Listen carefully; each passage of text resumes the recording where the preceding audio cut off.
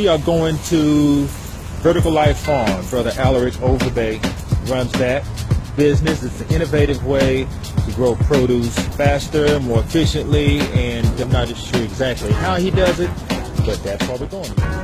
District of Deep Ellum, like just east of downtown Dallas, Vertical Life Farms. Let's take a look.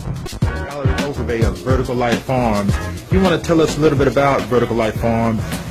Vertical Life Farming is one of the first vertical aeroponic companies in Dallas. And so what we do here is that primarily focus on educating the community on new technology when it comes to growing food. And so one of the things that we focus on is vertical technology and vertical aeroponics and different systems that utilizes the least amount of space in order to grow the highest amount of food.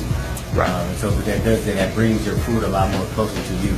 And as we start to move to these more urban type neighborhoods, our food is starting to travel further and further in order to get to us. And so by doing this gives us a little control and ownership of where our food is coming from. And understanding who's growing it, the type of pesticides that's being used, if they're being used, whether or not it's organic or non-organic. Right now we're more so dependent on these labels. So having something local in your home, on your rooftop, at a restaurant where you can actually see a restaurant actually growing this produce directly in a restaurant, and then it's going from off these towers directly onto your plate. Then you have a lot, there's a lot more security involved in where your food is coming from and how healthy that food actually is.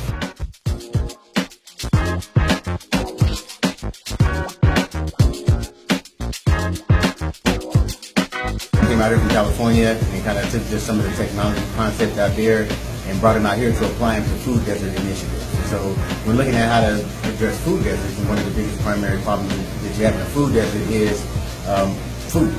Right. How do you get proper food to the people who need it the most? And so food desert out here is defined as any place a person has to travel more than a mile to have access to fresh produce. Got it. So by bringing the produce a little bit closer, that kind of like cuts down that mileage, and you actually bring that food a little closer. So by doing this, we hope to, by educating the people on the new technology, teaching them how to grow their own food, creating space for growing your own food at a reasonable price. So now people can get organic quality food at a regular store price.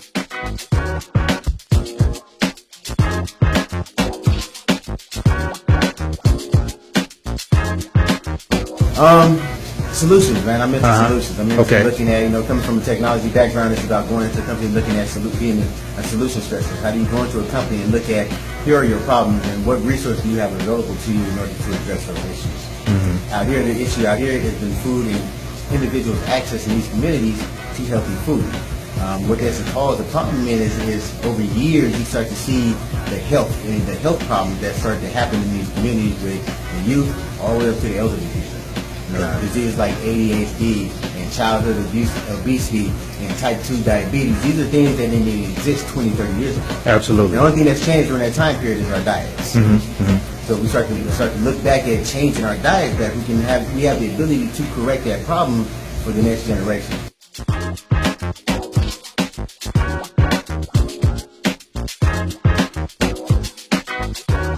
So we have to not think so much about now, but we have to think about how we're going to feed our future. So by the year 2020, there's going to be 3.5 billion more people on this planet. So it's going to take the landmass the size of Brazil in order to feed all those people.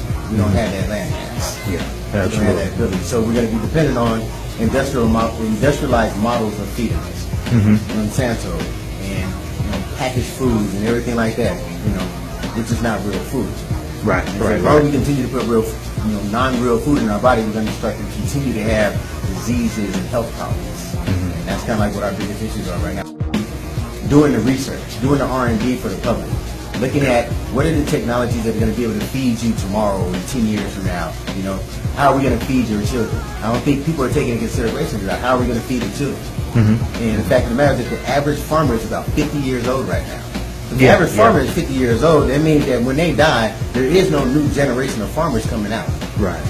People aren't going to school to be farmers, to grow food for people.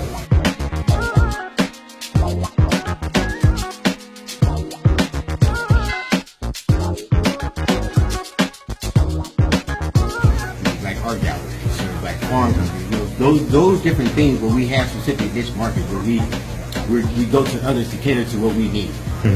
So my whole thing is providing the space for all of those people who have to go to look for places, to always have a place to come. That's kind of like what I do. So I leave my door open. I have artists that walk in here, and I'm like, "You do art? Great." There you go. We have an actual event company now. Sorry, it's called Vertical Life. Had a meditation group coming here, and so I'm doing youth workshops in here. So I have different companies coming in. I have different people coming in here doing art. I'm doing vertical farming. A couple of people doing different types of workshops in here. A lot of people have been asking about doing workshops out here.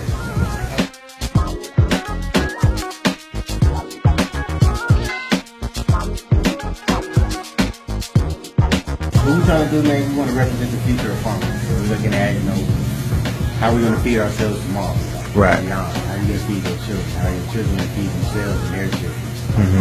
If you can't answer that question right now, I don't think people are in a position to really say, yeah, there's going to be farms in the future that's going to basically feed my kids, so I know where the food's going to be coming from. Right. You can't actually say that. So we're trying to be one of those places that you can actually say, well, if you go to Vertical Life Farms, you know where that food's coming from. Where somebody's coming in here saying that, yeah, this food that you're getting ready to eat right here, it's live, or it's still alive. So you're being able to eat, fresh.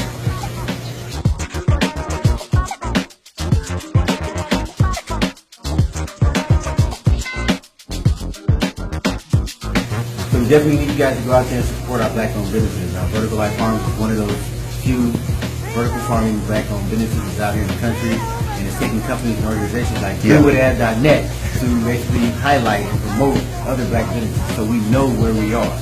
So if you're a restaurant owner and you need to have somebody grow your produce, I need to know where you're at because I need to be able to both patron your business as well as offer my services. And if you work with me, I use my network to share with others. And I think that's how we kind of keep our money within the community. So what DreamWithAd is doing is perfect what we need. We need to learn how to keep the black dollar rotating in our community a lot more often than we're currently doing. Out at verticallifefarms.com. Check us out on Facebook at Vertical Life Farms. On Instagram, we're at vertical.life.farms. And check us out also on YouTube. So we have some stuff out there on YouTube. But you can find most of the information on our website. So now, where are you located again? What's your address? 3014 Commerce Street, East Dallas, Texas. Awesome. Come on back. There we go.